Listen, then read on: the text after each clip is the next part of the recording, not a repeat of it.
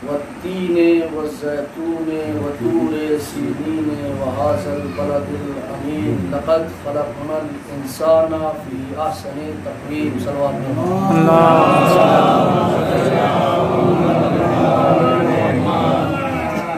الذین کے گفتگو کا آغاز کیا جائے مؤدبانہ گزارش کی جاتی ہے کہ ایک مرتبہ سورہ حمد اور 3 مرتبہ سورہ توحید کی تلاوت فرما کر مرحوم حجت الاسلام والمسلمین مجتہد الزمان جناب راحت حسین صاحب قبلہ خطاب سرا کی روح کو ارسال فرمائیں۔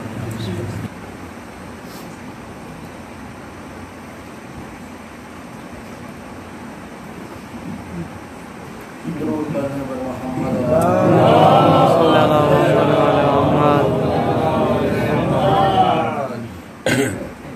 پروردگار عالم نے قرآن مجید کے سورہ شعراء میں شعراء آفاق سورہ ارشاد فرمایا نزل بہ الروح الامین علی قلبک لتکون من المنذرین، ہم نے تمہارے اوپر روح امین کو بھیجا، نازل کیا، علی قلبک تمہارے دل کے اوپر، لتکون من المنذرین تاکہ تم ڈرانے والے بن جاؤ۔ اللہ نے سورے کے اندر مخاطب ہو کر کے رسول کو یہ بتانا چاہا کہ دیکھو عوام الناس کا فریضہ یہ ہے کہ وہ رسول کو خالصانہ صرف اور صرف رحمت للعالمین ہی سمجھ لینا کافی نہیں ہوگا، بلکہ حضرت محمد مصطفیٰ صلی اللہ علیہ وسلم قرآن کے اس سورے کی اس آیت کے مطابق اللہ کہہ رہا ہے کہ میں نے رسول کو ڈرانے والا بھی بنایا ہے۔ تو ہمیں چاہیے کہ ہم رسول سے ڈریں۔ ڈرنے سے مراد یہ نہیں ہے کہ گھبرائیں، پریشان ہو جائیں۔ ان کی عظمتوں کا مطالعہ کرنے کے بعد ہمیں چاہیے کہ ہم معرفت حاصل کریں، اور اگر معرفت حاصل نہیں کر رہے ہیں تو اس نہیں میں ہمیں ڈرنا چاہیے رسول سے کہ ہم کیوں نہیں ڈر رہے ہیں۔ اللہ نے کہا میں نے نازل کیا روح امین کو رسول کے قلب پر۔ ٹھیک ہے صاحب، رسول کے قلب کے اوپر اللہ نے روح امین کو نازل کیا۔ یہ روح امین کون سی روح ہے جس کو اللہ نے رسول کے قلب کے اوپر نازل کیا؟ درعالی کے کائنات میں سید المرسلین تو خود محمد مصطفیٰ صلی اللہ علیہ وسلم رسول کے قلب اقدس مطہرہ پر یہ روح امین کا نازل ہونا ایک عجیب سی بات ہے۔ چلیے تفسیر کے ورق گردانی کر لیتے ہیں، ہمیں تفسیر ہی کے ذریعے سے اس آیت کا فلسفہ اور اس آیت کی منطق اور اس آیت کے بارے میں بہترین طرح سے تفسیر ہی بتا سکتی ہے، کیونکہ ہم اس قابل تو ہیں نہیں کہ آیات کے اسی پایا کے مطابق اس کے مطالب کو درک کر سکیں۔ ابراہیم صاحب توجہ چاہوں گا، اللہ نے کہا میں نے روح امین کو رسول کے قلب کے اوپر نازل کیا۔ کیوں؟ تاکہ یہ رسول بھی ڈرانے والا رسول بن جائے، ڈرانے والا حبیب ہو جائے۔ اس کا مطلب یہ ہے کہ ابھی تک جتنے بھی پیغمبران الہیہ روئے زمین پر آتے رہے ہیں، اللہ نے ان کو بھی ڈرانے والا رسول بنا کر کے بھیجا ہے۔ یہاں ڈرانے سے مراد بری چیزوں سے پرہیز کیا جائے، ابس چیزوں سے پرہیز کیا جائے، ابس افراد سے پرہیز کیا جائے، ناہنجار لوگوں سے بچا جائے، ان افراد سے کہ جو توحید کے پرچم کے نیچے زندگی کو گزار تو رہے ہیں مگر اقرار توحید نہیں کرتے ہیں، توحید نہیں کرتے ہیں۔ پروردگار تو نے روح امین کو رسول کے قلب کے اوپر نازل کیا۔ چلے تفسیر نے ہمیں بتایا، اللہ کہہ رہا ہے تفسیر البرہان کے اندر اسی آیات کے سلسلے سے، ہم نے 2 قرآن کو شہر رمضان میں نازل کیا۔ ہم نے 2 قرآن کو شہر رمضان میں نازل کیا۔ پروردگار قرآن ایک ہے تو نازل 2 کر رہا ہے، عجب نہیں پروردگار غیظ میں آ کر کے آواز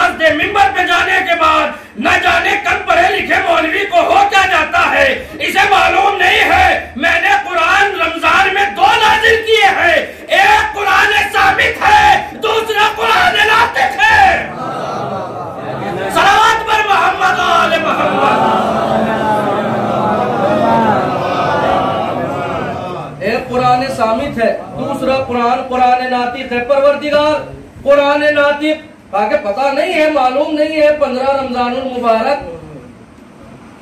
जब नमूदार हुई तो मैंने कुरान नातिक को रसूल के कल्ब पर भेजा, रसूल के कल्ब पर भेजा। अच्छा, जब मैंने इमाम हसन अलैहिस्सलाम की जिंदगी के मुतालिआ करना शुरू किया तो मुझे उनकी परवरिश बस इतनी सी नजर आई। परवरिश का सफर बस इतना सा नजर आता है। आगोश हजरत फातिमतुज़ ज़हरा सलावतुल्लाह अलैहा से,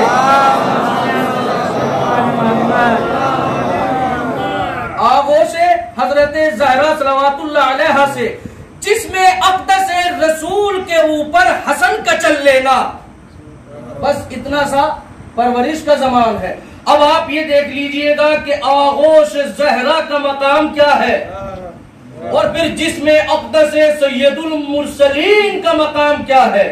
आगोश हसन, परवरिश हसन यहाँ से और जिसमें मुबारक रसूल तक है, ये जमाना इमाम हसन अलैहिस्सलाम के परवरिश का जब गुजर रहा है तो अब मकाम की क्या मंजिलत होगी, वकार कितना होगा, अजमत कितनी होगी, इफ़्फ़त कितनी होगी, इस्मत कितनी होगी, तहारत कितनी होगी। क्योंकि कुरान में ऐलान है इनके नजदीक रिजासत जा ही नहीं सकती। जाई के मिर से जिसमें रसूल अक़दस पर, तो रसूल के अक़दस जिस्म के ऊपर हसन ने चल करके बता दिया कि देखो मुझे और रसूल को कभी भी जुदा न समझ लेना। सलावत पर मोहम्मद व आले मोहम्मद। नारे हैदरी, नारे सलवात। वाला महल्ला ठीक है, चले तो नहीं गए वो दुरूद पढ़े पर मोहम्मद।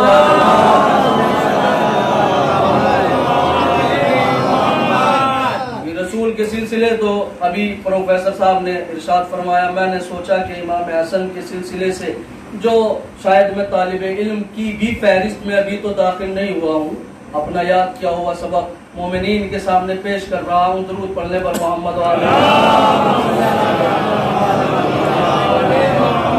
क्योंकि तालिब इल्म का मकाम बस और बस इल्म ही जान सकता है कि उसका मकाम क्या है। मैं तो कुछ हूँ ही नहीं, खैर एक रेजा। परवरदिगार आलम ने रूह अमीन को कल्ब रसूल के ऊपर नाजिल किया। क्यों किया? ताकि रसूल डराने वाला बन जाए। उसके बाद में सूरह 3 में अल्लाह ने इरशाद फरमाया, देखें लोग जब कसम खाया करते हैं तो तरह तरह की कस्में होती हैं। अब्बा की कसम, अम्मा की कसम, भैया की कसम, बेटे की कसम, और यहाँ तक जब बात नहीं रुकती है तो मौला की कसम। यहाँ पर भी बात जब नहीं ठहर पाती है तो लोग कहते हैं अल्लाह की कसम, है ना। यही तो दौर है, यही जमाना है। लोग अल्लाह की कसम खाते हैं, मौला की कसम खाते हैं, माँ बाप की कसम खाते हैं, मगर सूरह 3 के अंदर ये अजीब व गरीब फलसफा और लॉजिक बयान हो रहा है। अल्लाह खुद कसम खा रहा है, वत्तीने वज़्ज़ैतूने वतूर सीनीने वहाज़ल बलदिल अमीन। मैं ही तो वो परवरदिगार हूँ कि जो कसम खाता हूँ तीन की, इंजीर की, तूर सीनीन की, और उसकी कसम कि जो बलद अमीन है, ऐसा शहर कि जो अमानत देने वाला है। आज तक आपने यही सुना होगा कि हम कसम खाते हैं, मगर अल्लाह भी कसम खाता है। और किस चीज की कसम खा रहा है? तीन की, जैतून की, तूर सीनीन की, और ऐसे शहर की कि जो बलद अमीन है, अमानत देने वाला शहर है। परवरदिगार आलम, ये तो बता तुझे कसम खाने की जरूरत क्या पड़ी? और फिर कसम भी अगर खानी है तो तीन की ही क्यों, जैतून की ही क्यों, यासीन की कसम खा ले, है ना। मुज़म्मिल और मुदस्सिर और ताहा की कसम खा लेनी चाहिए। मगर अगर नहीं, परवरदिगार कहे कि जाकर के तफसीर तो पढ़ ले, समझ में आ जाएगा कि मैंने कसम खाई क्यों है। अच्छा, जब मैंने तफसीर का मुतालिया किया तो मुझे मिला तीन से मुराद हसन, तीन से मुराद हसन, जैतून से मुराद हुसैन, तूर सीनीन से मुराद अली, बलद शहर अमीन से मुराद रसूल खुदा। अच्छा, अजीब बात हो गई।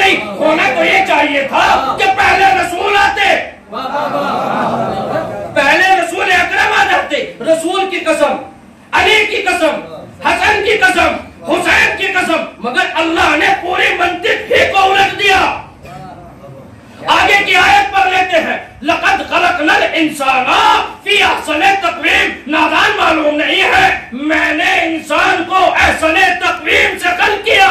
تو جب بات حسن کی ہے تو اللہ نے بتا دیا حسن کی بات ہوگی تو قسم بھی حسن کی کھائی جائے گی۔ صلوات پر محمد و آل محمد۔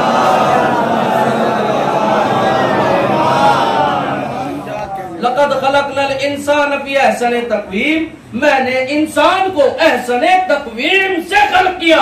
بات حسن کی آئے اور قسم رسول سے شروع کی جائے، یہ تو ایک عجیب سی بات ہو جائے گی۔ جب حسن کی بات آتی ہے تو پھر اللہ حسن کی قسم کھا کر کے بتاتا ہے کہ دیکھو دلوں کے اندر جب قرآن کے سورہ 3 کا ترجمہ کرنے لگو دلوں کے اندر، تو پھر یہ ترجمہ نہ کرنا 3 کے درخت کی قسم، زیتون کے پیڑ کی قسم، پھر یہ ترجمہ، پھر کون سا؟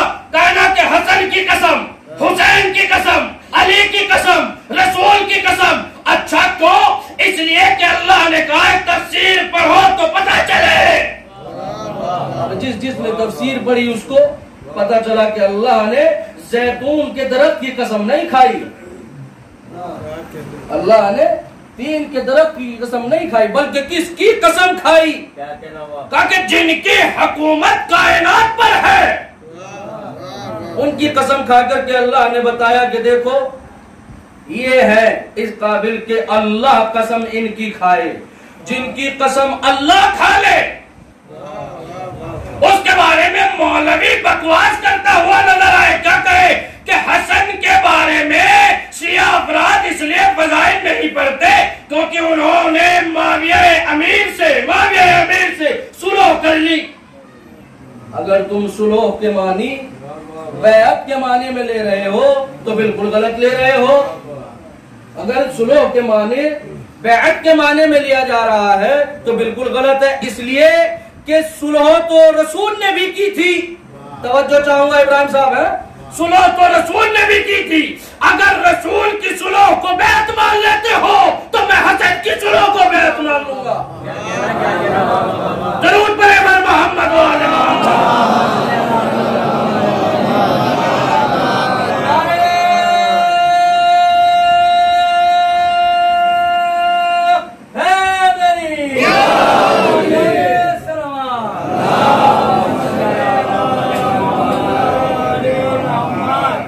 سلوح ہی بیعت ہے تو پھر رسول نے بھی سلوح کی ہے، صلح حدیبیہ، پھر رسول نے بھی بیعت کی ہے۔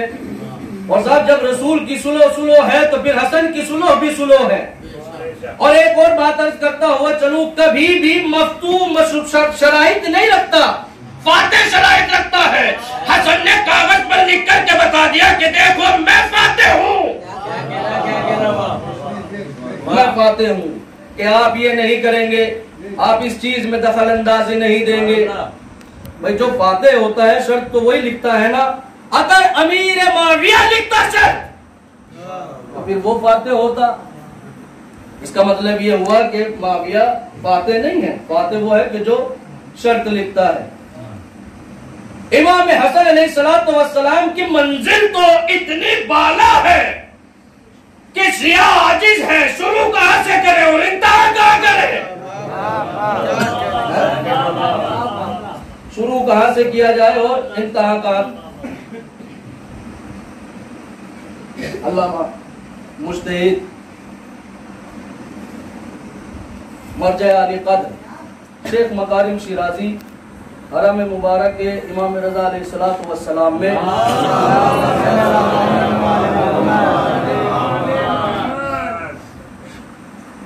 درس تفسیر دے رہے تھے۔ اس درس میں ہمارا بھی ایک گروہ تھا، ہم بھی گئے اس میں، تو وہ درس دے رہے تھے لا الہ الا اللہ کی شرطوں کے بارے میں، لا الہ الا اللہ کی شرائط کے بارے میں کہ ان کی شرطیں کتنی ہیں۔ انہوں نے پھر ایک واقعہ بھی درس کے درمیان میں پیش کیا۔ وہ واقعہ یہ ہے کہ امام حسن علیہ السلام ایک راہ سے گزر رہے تھے،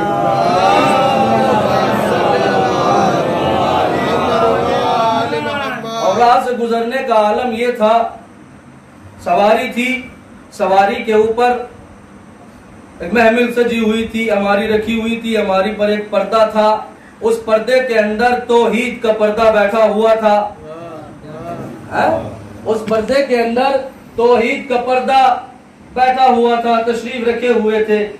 کسی نے سوال کیا، وجہ اللہ کے بیٹے، توجہ، وجہ اللہ کے بیٹے، میں چاہتا ہوں کہ مسلمانوں کے بارے میں آپ کچھ اظہار خیال کریں کہ مسلمانوں کی منزلت کتنی ہے۔ امام حسن علیہ السلام نے فرمایا لا الہ الا اللہ اور جنت واجب، لا الہ الا اللہ اور جنت واجب۔ اب جتنے بھی افراد تھے تمام نے کاغذوں پر لکھ لیا، کیونکہ امام حسن فرما رہے ہیں، امام حسن فرما رہے ہیں جس نے لا الہ الا اللہ کہا اس پر جنت واجب۔ اب جب سب لکھ چکے، امام حسن کچھ راستہ طے کر چکے تھے، اس کے بعد میں اس محمل سے پردے کو ہٹایا گیا اور پردے دار نے ایک آواز دی، لا الہ الا اللہ بشروطہما، لا الہ الا اللہ کی دو شرطیں ہیں، وَأَنَا شَرْطُ الْأَوَّلِ اور اس کی میں شرط اول ہوں۔ لا الہ الا اللہ کہنے والے پر امام حسن نے فرمایا جنت واجب، اس کے بعد فرمایا لا الہ الا اللہ کی دو شرطیں ہیں، ان دو شرطوں میں پہلی شرط میں حسن ہوں، میں حسن ہوں پہلی شرط۔ پھر سے سوال کر لیا گیا کہ آپ شرط کس طرح سے ہے؟ کہا کہ نادان ابھی تک بھی نہیں سمجھا ہے۔ توحید کے پرچم کو اگر کسی نے سمجھایا ہے تو وہ واقع غدیر کے بعد سمجھایا، توحید کے پیغام کو اگر کسی نے سمجھایا ہے تو وہ غدیر کے بعد سمجھایا ہے۔ اور غدیر میں کس طرح سے سمجھایا یہ تمام کو معلوم ہے۔ میں اس کی پہلی شرط ہوں کہ اگر میں حسن نہ ہوتا تو سب سے پہلے لا الہ الا اللہ میں نے کہا، سب سے پہلے لا الہ الا اللہ میں نے کہا، تو سب سے پہلے چاہیے کہ میری معرفت حاصل کی جائے، میں اس کی پہلی شرط ہوں۔ اب سوچ لیجئے کتنا بڑا سمندر ہے امام حسن علیہ السلام، اس سمندر میں غوطہ لگانا ہے اور پتہ لگانا ہے کہ یہ ہے کیا۔ دنیا عاجز ہے، پریشان ہے اس چیز کے لیے کہ اللہ دکھائی نہیں دیتا ہے۔ زمین والے ہی نہیں، آسمان والے بھی یہی سوچتے ہیں کہ اللہ دکھائی نہیں دیتا، اللہ دکھائی نہیں دیتا، مگر حسن کا بابا کہتا ہے کہ میں ایسے اللہ کی کیوں عبادت کروں جس کو میں نے دیکھا ہی نہ ہو، میں ایسے اللہ کی کیوں عبادت کروں جس کو میں نے دیکھا ہی نہ ہو۔ سوال کیا لیتا ہے مولا پھر تو جسم والا اللہ ہو گیا، کیونکہ دکھتی چیز جسم والی ہی ہے، مگر جسم والی چیز نظر نہیں آتی۔ اب علی فرماتے ہیں کہ میں نے تیری ان آنکھوں سے اللہ کو نہیں دیکھا، میں نے اپنے دل کی آنکھوں سے اللہ کو دیکھا، اس کی عبادت کی۔ صلوات پر محمد و آل محمد۔ اللہ نے حسن کو اتنی منزلت بخشی ہے، اتنی منزل، کتنی؟ یہ امکان پر قابض ہے، امکان پر۔ ایک تو ہوتا ہے کن اور ایک ہوتا ہے مکان۔ جو چیز کن کے بعد ہو جائے وہ ہو جانے والی ہے، اس پر اللہ نے کہا کہ میں نے تمام انبیاء کو مسلط کیا، یعنی اللہ نے جتنی بھی چیزیں بنائی ان پر حکومت انبیاء کی ہے۔ اور اللہ کے یہاں یہ تو ہے ہی نہیں کہ ممکن نہ ہو، یہ تو وجود پایا ہی نہیں جاتا، تصور ہی نہیں کر سکتے کہ اللہ کے یہاں کوئی چیز ایسی ہو کہ اللہ اس کو نہ بنا پائے۔ اسی امکان پر قدرت ہے امام حسن کی، اسی امکان پر کس کی قدرت ہے؟ امام حسن علیہ السلام اور الاخر 14 معصومین۔ اب یقین نہ آئے تو آپ کو ابھی بتا دیتا ہوں، اللہ نے کیا کہا کہ میں نے اسے بیٹے دیے، اسے مال دیا، اسے دولت دی۔ ایک آتا ہے سائل آ کر کے کیا کہتا ہے امام حسین سے، مجھے اللہ نے بیٹے نہیں دیے، تو کیا اللہ بیٹے دے نہیں سکتا تھا؟ ہے نا؟ تو کیا اللہ بیٹے نہیں دے سکتا تھا؟ جو امام حسین سے آ کر کے مانگا جا رہا ہے کہ مجھے اللہ نے بیٹے نہیں دیے، آپ بیٹے دے دیجئے، تو کیا اللہ کے یہاں قدرت نہیں تھی؟ اللہ کے یہاں پوری قدرت ہے، اللہ کے یہاں اتنی قدرت ہے کہ حسین کو خلق کیا، اللہ کے یہاں اتنی قدرت ہے، اتنی پاور ہے کہ علی کو خلق کیا۔ تو اللہ کے یہاں کوئی ایسا معاملہ نہیں ہے کہ وہ امکان کو ممکن نہ کر سکے.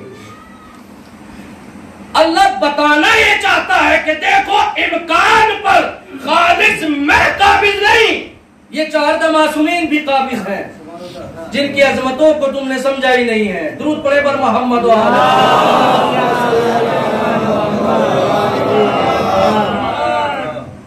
اور شجاعت کا تو یہ عالم ہے امام حسن علیہ السلام کا. دربار بھی دشمن کا، فوجی بھی دشمن، جو دربار میں بیٹھے ہوئے ہیں درباری وہ بھی دشمن. اور اس دربار میں کہتے ہیں کہ میں اپنے خاندان کا تعارف کراتا ہوں علل اعلان، زور زور سے بول کر کے میں اپنے خاندان کا تعارف کراتا ہوں اس مجمع عام میں زور سے بول کر کے. تو میرے کان میں آ کر کے اپنے خاندان کا تعارف کرا دے، کان میں آ کر کے. اس کا مطلب یہ ہوا حسن علیہ السلام کا خاندان وہ ہے کہ جو میدانوں میں بیان کیا جاتا ہے، ان کا خاندان وہ ہے کہ جو اس قابل بھی نہیں کہ کان میں کہہ دیا جائے. صلوات پر محمد و آل محمد. اسی لیے تو بار بار کان کی بات جلدی سمجھ میں آتی ہے کہ کان میں پڑھوایا گیا کلمہ. صلوات پر محمد و آل محمد. دربار میں علل اعلان کہتا ہوں کہ میری ماں سیدہ ہے، میرا نانا رسول ہے، میرا بابا علی ہے، میرا بھائی حسین ہے، میری بہنیں زینب و ام کلثوم ہے. تو اپنی ماں کے بارے میں بتا، کیا تیری ماں نبی زادی ہے؟ میری ماں نبی زادی ہے. کیا تیرا باپ اللہ کے گھر میں پیدا ہوا؟ میرا باپ اللہ کے گھر میں پیدا ہوتا ہے. کیا تیری بہنیں زہرا، کیا تیری بہنیں زینب و ام کلثوم ہے؟ میری بہنیں زینب و ام کلثوم ہیں. اس کا مطلب یہ ہے کہ خاندان رسول کائنات کا سب سے بہترین، باعظمت، باوقار، باقرار، اور کائنات کا یہ آسمان اور یہ زمین اگر ورق بن جائے اور ان کی عظمتوں کو لکھے تو لکھ نہیں پائیں گے. اتنا وقار اللہ نے اس خاندان کا رکھا ہے. اور خدا کی قسم یہ وہی تاریخ ہے کہ جس تاریخ میں ملعونین نے امام حسن علیہ السلام کو زہر دغا سے شہید کرایا. اور زہر دینے والا بھی کوئی باہر کا آدمی نہیں تھا، کوئی باہر کی عورت نہیں تھی. زہر بھی اس نے دیا کہ جو امام کے ساتھ میں رہتی تھی. شہادت تک بھی اس نے پہنچایا کہ جو امام کی ہمنوا تھی، جو امام کی شریکت الحیات بنی ہوئی تھی. زہر بھی اس نے دیا. اور کس لالچ میں زہر دیا؟ لالچ بھی یہ تھا کہ نہ ہنجار، نہ وقار، بے عظمت انسان کے ساتھ میں نکاح کر لینا. کہاں حسن کی شخصیت، کہاں وہ ناہنجار کہ جس نے یہ لالچ دیا کہ میرے بیٹے سے تیرا نکاح کرا دیا جائے گا. زہر دیا گیا، اور ایک مرتبہ زہر اگر دے دیا جاتا تو صبر کر لیا جاتا، مگر آخری مرتبہ جو زہر دیا گیا میرے مظلوم ایمان سے برداشت نہ ہو پایا. چیخ مار حسین کو بلایا. بلانے کے بعد حسین سے فرماتے ہیں میرے بھیا، میرے ماں آئے، وہ ادھر کسی کونے میں تشت رکھا ہوا ہے، میرا کلیجہ اندر سے کٹ چکا ہے، مجھے وہ کشت لا کر کے حسین دے دو. اور دیکھو میری ایک وصیت ہے، آہستہ آہستہ سے گریہ کرنا. مولا کیوں آہستہ گریہ کرا رہے ہو؟ اگر میری بہن زینب نے